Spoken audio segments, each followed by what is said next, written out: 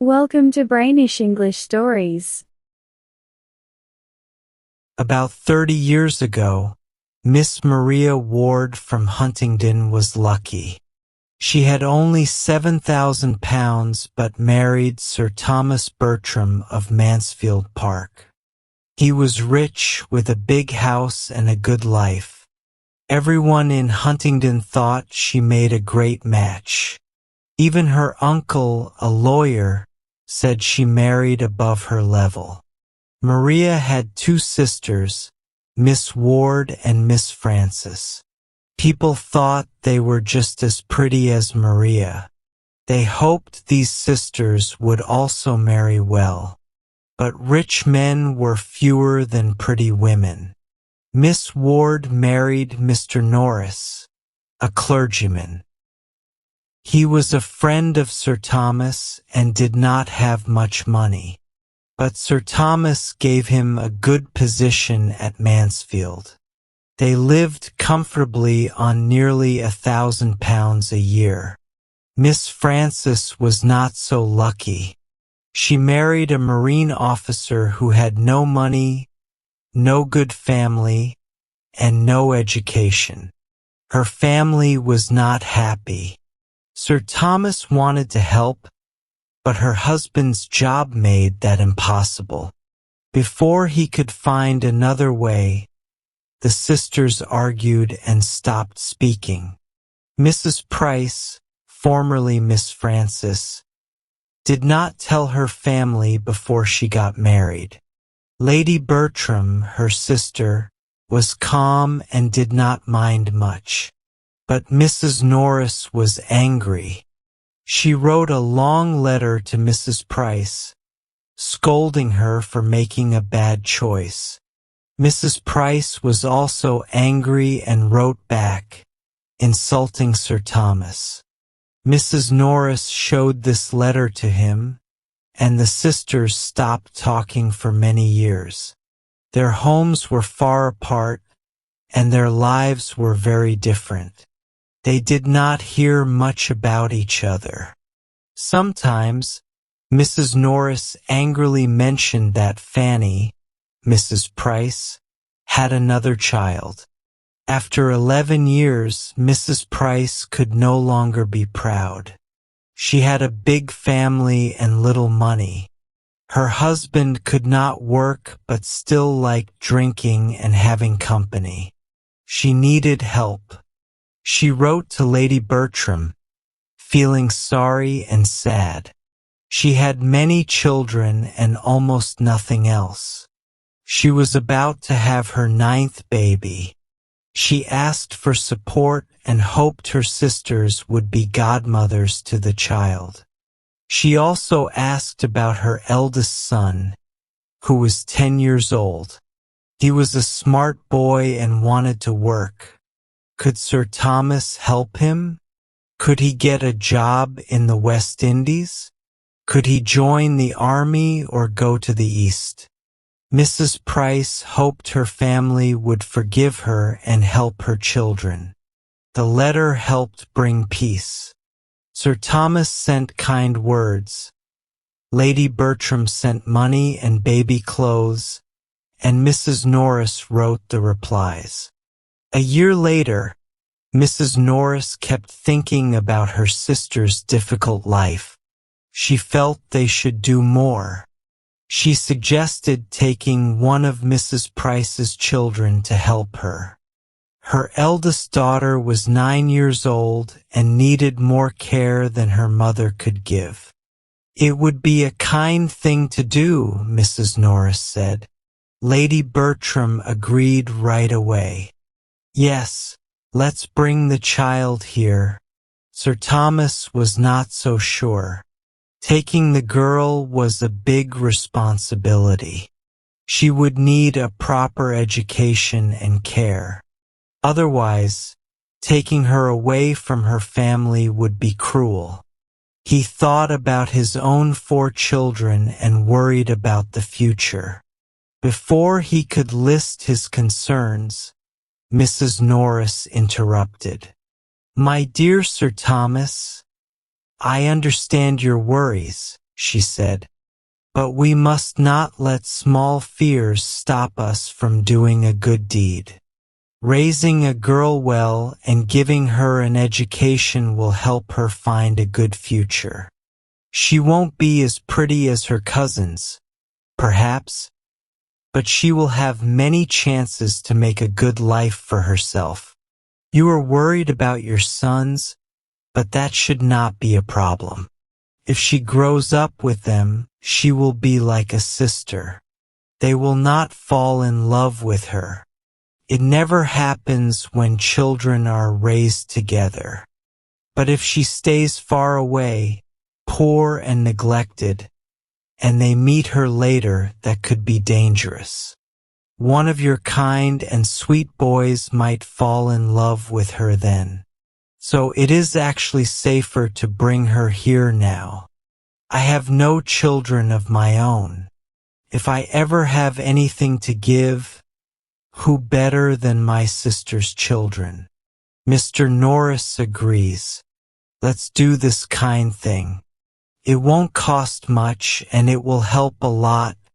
Mrs. Norris was very sure of her plan, and Lady Bertram had already agreed. Sir Thomas still had doubts, but he saw that his family wanted to help. Would bringing the girl to Mansfield Park be the right choice? You are right, said Sir Thomas. I do not want to stop a good plan, but we must think carefully. If we take this child, we must make sure she has a good future. If she does not find a good husband, we should help her live as a lady. Of course, cried Mrs. Norris. You are always so kind and thoughtful. I will never love this child as much as your own, but she is still my sister's daughter. How could I let her suffer if I can help? I have a warm heart, and I would rather go without than be unkind. If you agree, I will write to my sister tomorrow and tell her our plan. I will take care of everything. You won't have to do anything. I will send Nanny to London, and the child can meet her there. Someone trustworthy can bring her from Portsmouth by coach. There is always a good tradesman's wife or someone traveling to London who can help. Sir Thomas did not like the idea of sending the child to stay with Nanny's cousin, so they found a better, more respectable place for her to wait. With that change, everything was decided. They all felt pleased with their kind decision.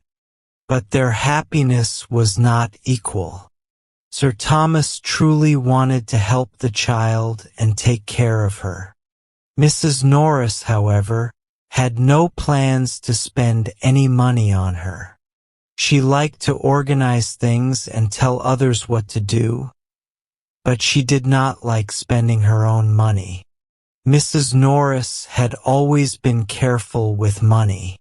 She had married a man with a small income, so she had learned to save. At first, she thought it was necessary. Later, she started to enjoy it. Since she had no children to take care of, she saved more and more each year. If she had children, she might have spent her money on them. But since she didn't, she just kept saving. She did not really love her sister, so she had no reason to give away her money now. She wanted to be seen as kind and generous, but she only wanted to plan the charity, not pay for it. Still, as she walked home, she felt proud. She truly believed she was the most generous sister and aunt in the world. When they talked about the plan again, Mrs. Norris explained her thoughts more clearly.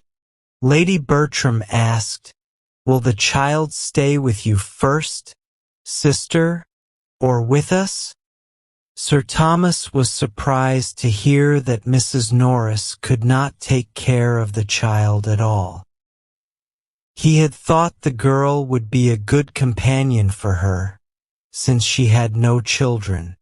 But Mrs. Norris quickly said it was impossible. Mr. Norris is not well, she explained. He cannot stand noise. If he ever gets better, I will be happy to help. But right now I have no time. Taking care of him is all I can do.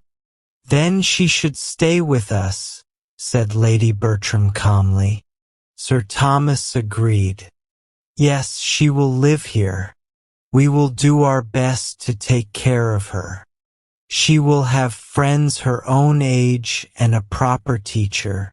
Mrs. Norris quickly agreed. Very true. The teacher, Miss Lee, already teaches 2 girls. 1 more won't be any trouble. I wish I could do more, but I will send Nanny to bring the child here. It will be difficult for me without Nanny for 3 days, but I will manage.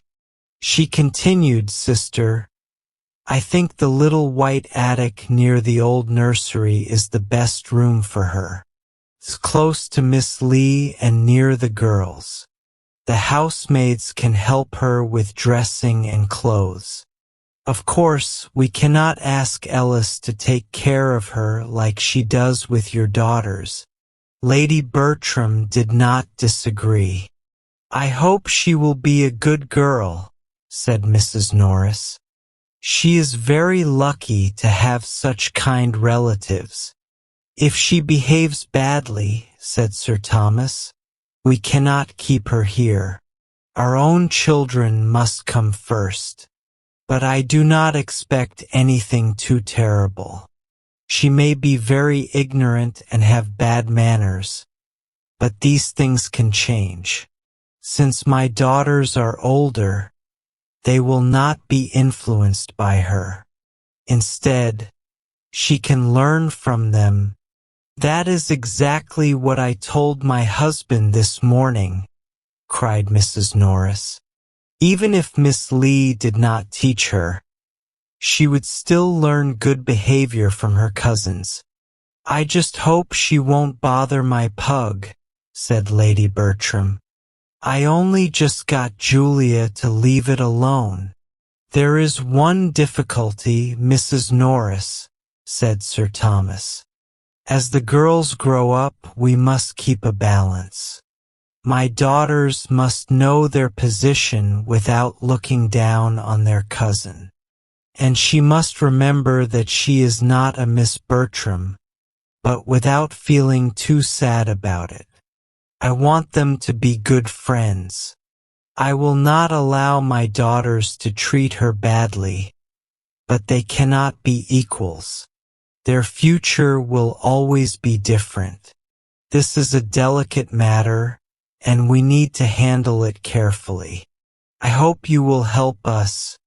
Mrs. Norris quickly agreed. Yes, it is difficult, but together we can manage it. It is no surprise that Mrs. Norris's letter to her sister was successful. Mrs. Price was surprised that they wanted to take a girl when she had so many fine boys. But she was very thankful for the offer. She wrote back, saying that her daughter was a good, cheerful girl. She hoped they would never regret taking her in. She also mentioned that the girl was delicate and not very strong, but she believed a change of air would make her healthier. Poor Mrs. Price. She probably wished all her children could have such a chance.